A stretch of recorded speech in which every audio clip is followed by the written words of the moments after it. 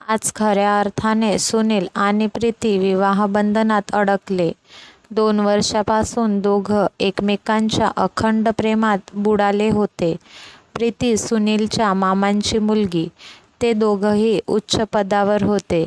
प्रीतीला सुनीलने आधी बालपणी पाहिलं होतं, त्यानंतर एका लग्नात. जेव्हा ती तारुण्यात आली होती, एका लग्नात जेव्हा तिला पाहिलं तेव्हा त्याचा विश्वासच बसत नव्हता की ही प्रीतीच आहे. इतकी ती चारचौघीमध्ये उठून दिसत होती. तिला पाहताच तो त्याचं हृदय हरवून बसला. त्यात तिचा स्वभाव शांत, सुस्वभावी असल्याने त्याला अशाच मुलीशी लग्न करायचं होतं, जी त्याच्या परिवाराला जोडून ठेवेल. त्यामुळे सुनीलने घरी सांगितलं, जर केलं लग्न तर प्रीतीशीच करेन, नाहीतर कोणाशी नाही. त्याच्या आईबाबांनी त्याच्या निर्णयावर होकार दाखवला. आजीनेही पाठ थोपटली की माझ्या मनासारखं केलंस हां. आजी असं म्हणत हसत हसत निघून गेली. सुनीलही मनातल्या मनात हसत होता. घरात आनंदाचं उधाण आलं. तारीख पाहून दोघांचं लग्न अगदी मॉडर्न पद्धतीने राजेशाही थाटात लावून देण्यात आलं. दोघेही लग्नात अगदी उठून दिसत होते. दोघेही सुंदर दिसत असल्याने सगळ्यांचं लक्ष वधूवरांकडे वेधलं होतं. लग्न सोहळा आनंदात पार पडला. घरामध्ये पूजेची तयारी सुरू झाली. पूजा झाल्यावर दोघांनाही कुलदेवतेच्या पाया पडायला पाठवलं. देवाच्या आशीर्वादाशिवाय कोणतंही कार्य अपूर्णच नाही का? दोघंही खूप खुश होते. अखेर सर्व काही मनासारखं झालं होतं. सुनीलच्या आईची, मालतीताईची घरामध्ये कामाची आवराआवर चालली होती. काही पाहुणेही थांबले होते. काम करण्यात सुनीलची आई व्यस्त होती, पण घरातील काही बायका त्यांच्या सुनांविषयी एकमेकींना सांगत होत्या. आजकालच्या सुनांशी खूप सांभाळून वागावं लागतं बाई. ते मालतीताईही काम करता करता ऐकत होत्या.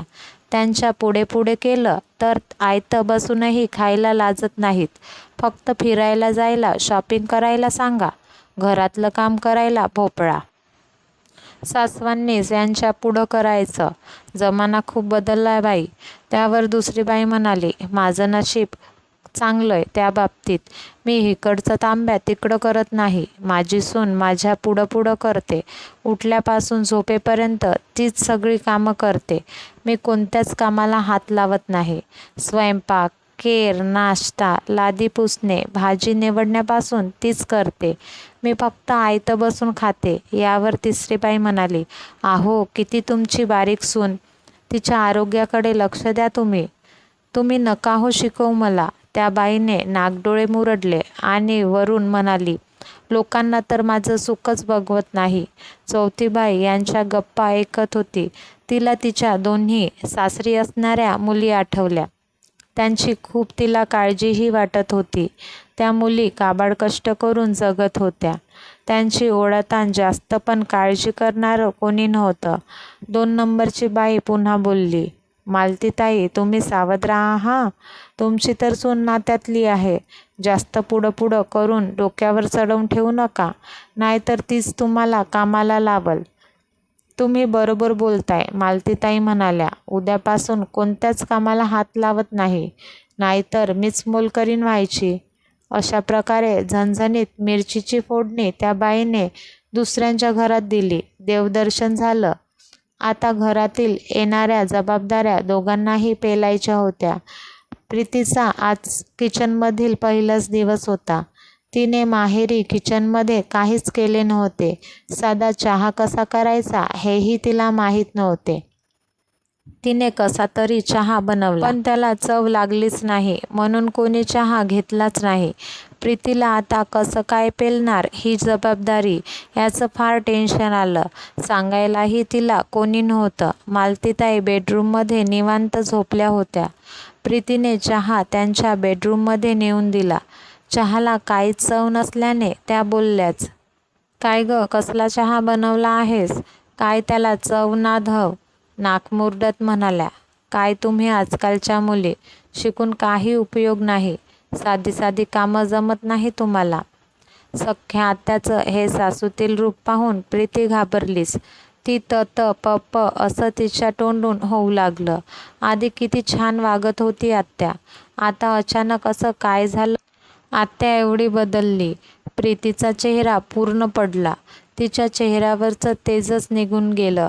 सुनीलच्या नजरेतूनही ही गोष्ट सुटली नाही. तो न राहून आईला बोललाच, आई काय चाललंय तुझं? 2 दिवस झाले मी बघतोय तू काय हे टिपिकल सासूचं रूप घेतलंय. प्रीतीने तुझी भीतीच घेतली. तिला समजून घ्यायचं ठेवून तिला घाबरवतेस. अगं करेल ती हळूहळू, तिला वेळ तरी दे. मालती चुकतंय तुझं, आजे सासूबाई म्हणाल्या. तू अशी वागशील असं वाटलंही नाही. तू आठव, तुझं नवीन लग्न झालं होतं तेव्हा तुलाही काही येत नव्हतं. मीच तुला समजून घेतलं तेव्हा, त्यामुळेच आपले ऋणानुबंधन चांगले जुळले.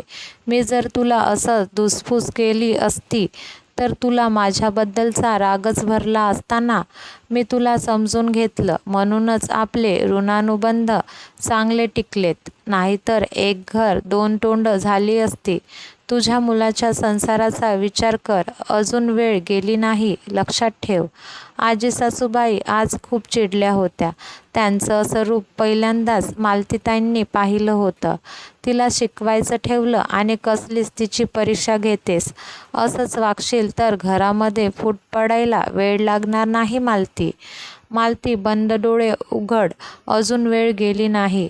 सुस्कारा टाकत आजी सासूबाई बोलायच्या थांबल्या. मला माफ करा आत्याबाई, मालतीताई म्हणाल्या. काल त्या बायका आल्या होत्या, त्यांच्याकडून काही बाई ऐकत बसले आणि माझेही विचार तसेच झाले.